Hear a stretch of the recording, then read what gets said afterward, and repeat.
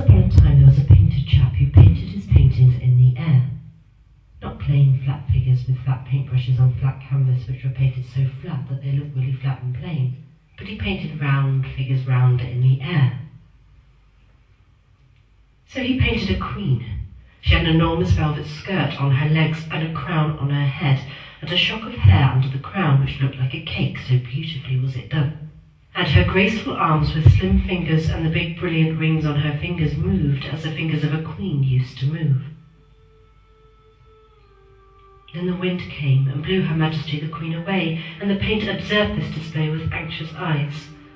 The Queen wobbled and bubbled in the air and swayed and waved just as the air under her waved and swayed. Suddenly she grew quite thick around the middle, blew herself up, burst and fell into pieces. The skirt with the legs by itself and the bosom with the crown by themselves.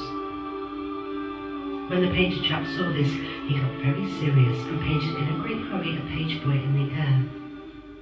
Not a plain, flat page boy with flat paintbrush on flat canvas who was painted so flat that he looked really flat and plain, but he painted a round page boy, round in the air. He had a tightly fitting dress on his legs and big, longing eyes under his page crop, and his fingers were as graceful matches. Then the wind came and blew the page boy in the direction of the Queen, who had burst. He trembled and scrambled in the air, and he shivered and Schwittered like the air under him Schwittered and shivered. And his eyes and fingers were longing to get the Queen over again. Therefore he kicked his little legs in the air so that he might get ahead of it more quickly, and he slipped several times and fell, and he had a slippery in the pants. Suddenly, as he reached the parted path to the departing Queen, he grew thicker in the middle, blew himself up, burst, and fell into pieces. The tight fitting dress with the legs by itself, and the longing eyes with the fingers by themselves, for he was quite near his beloved Queen. Now, his legs and his fingers had still kept the direction of the fast chase, and thus his legs put themselves under the fat bosom of the Queen, and the longing eyes with the match fingers put themselves on top of her enormous skirt, and they grew on there. But it looked so horrible that the painter, full of fright, decided to paint himself in the air in order to rearrange them in the right order, but his brush was not long enough.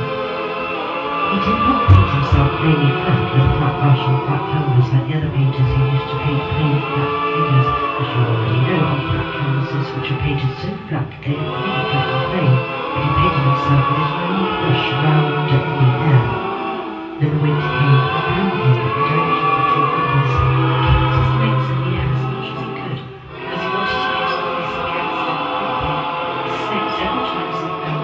Nobody had strewn inches in the air.